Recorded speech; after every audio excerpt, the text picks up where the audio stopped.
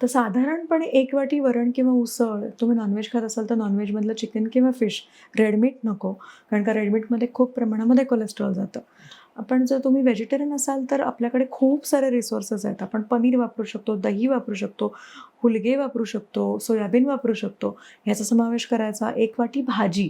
आता बऱ्याच लोकांना प्रश्न पडतो, भाजी म्हणजे कुठली? मटकीची उसळ केली म्हणजे भाजी आहे का? नाही. भाजी म्हणजे फळभाजी, पालेभाजी, शेंगभाजी या सगळ्याचा समावेश आहे.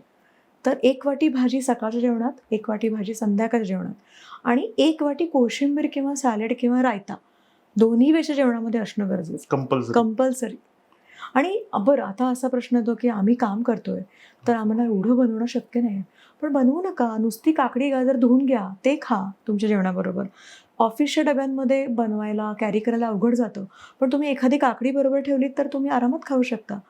मी नेहमी सांगते, की तुम्ही तुमची डेझर्ट्स शेअर करा, पण सॅलड अजिबात शेअर करू नका कोणाबरोबर. एकदम सेल्फिश व्हा. सॅलडच्या बाबतीमध्ये एकदम सेल्फिश व्हा, की अजिबात शेअर नाही करायचं कोणाशी. मी माझे ड्रायफ्रुट्स, माझे सीड्स आणि माझी फळं आणि माझं सॅलड मी कोणाला देणार नाही. बाकी सगळं घेऊ देत.